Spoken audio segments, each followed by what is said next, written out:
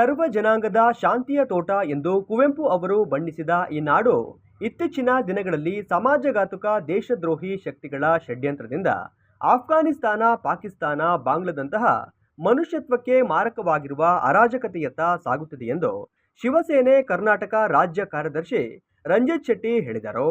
ಎಲ್ಲ ಹಿಂದೂ ಸಂಘಟನೆಗಳ ಒಕ್ಕೂಟದಿಂದ ಇವತ್ತು ಒಂದು ಪತ್ರಿಕಾಗೋಷ್ಠಿ ಕರೆದಿದ್ವಿ.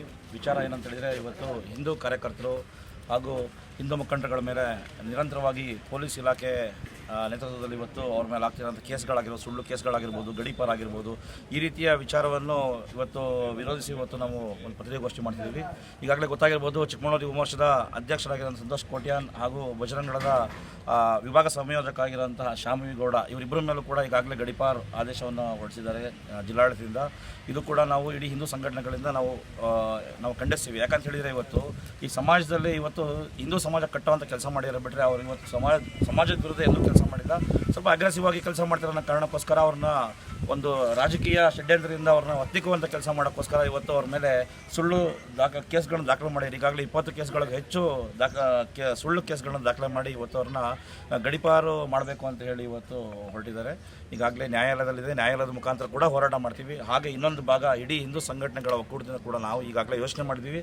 ಯಾಕಂತ ಹೇಳಿದ್ರೆ, ಇವತ್ತು ಪಾರದರ್ಶಕವಾಗಿ ಜೀವನ ಮಾಡ್ತಿರೋಂಥವ್ರು ಅವರಿಬ್ಬರು ಕಾರ್ಯಕರ್ತರುಗಳು, ಹಾಗೆ ಅವ್ರ ಹಿಂದೆ ಇರುವಂಥ ಕಾರ್ಯಕರ್ತರು ಎಲ್ಲರನ್ನೂ ಕೂಡ ಮಟ್ಟ ಹಾಕಬೇಕು, ಇಡೀ ಹಿಂದೂ ಸಮಾಜವನ್ನು ಮಟ್ಟ ಹಾಕಬೇಕು ಅಂತೇಳಿ ಇದು ರಾಜಕೀಯ ಒಂದು ಷಡ್ಯಂತ್ರ ಅಂತ ಗೊತ್ತಾಗ್ತಿದೆ. ಹಾಗಾಗಿ ನಾವು ಬೇರೆ ಬೇರೆ ಸಂಘಟನೆಗಳಿಗೆ ಕೈಕಟ್ಟು ಗೊತ್ತಿಲ್ಲ, ಇವತ್ತು ಅವ್ರ ಪರವಾಗಿ ನಿಲ್ತೀವಿ. ನಾವು ಯಾವುದೇ ಕಾರಣಕ್ಕೂ ಕೂಡ ಈ ಗಡೀಪಾರ ಆಗೋದಕ್ಕೆ ನಾವು ಬಿಡೋದಿಲ್ಲ.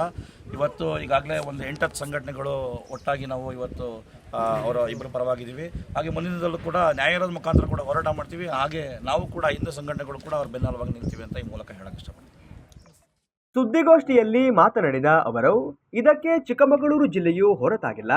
ಜಿಲ್ಲೆಯಲ್ಲಿಯೂ ಸಹ ಇತ್ತೀಚಿನ ದಿನಗಳಲ್ಲಿ ಸಮಾಜಘಾತಕ ಚಟುವಟಿಕೆಗಳಿಗೆ ಒಂದೇ ಕೋಮಿನ ಅಪ್ರಾಪ್ತರನ್ನ ಬಳಸಿಕೊಳ್ಳುತ್ತಿರುವುದು ಎದ್ದು ಕಾಣುತ್ತಿದೆ ಎಂದರು.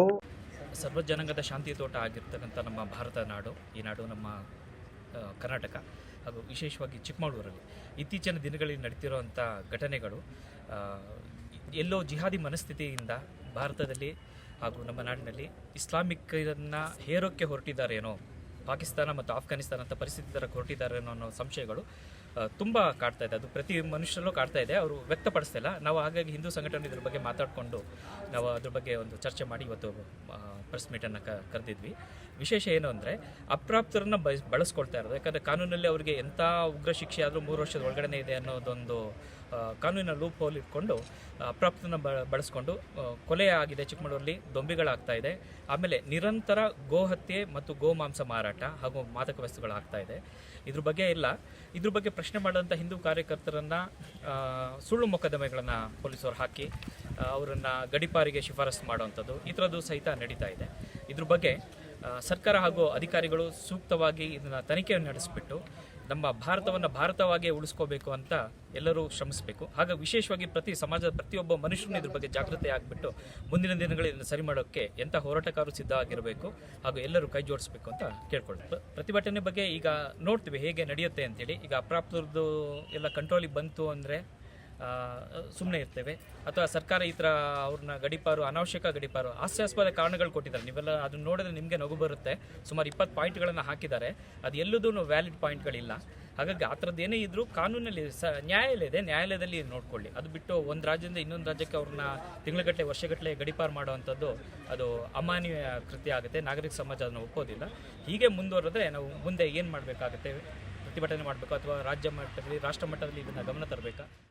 ಸುದ್ದಿಗೋಷ್ಠಿಯಲ್ಲಿ ಯೋಗಿ ಸಂಜಿತ್ ಸುವರ್ಣ, ಹರೀಶ್ ಆಚಾರ್ಯ, ಶಿವಣ್ಣ, ರಾಜೇಂದ್ರ ಕುಮಾರ್, ಶಾರದಕ್ಕ, ರಾಜು, ಭಗವಾನ್ ರಾಮ್ ಪ್ರಜಾಪತ್ ಉಪಸ್ಥಿತರಿದ್ದರು.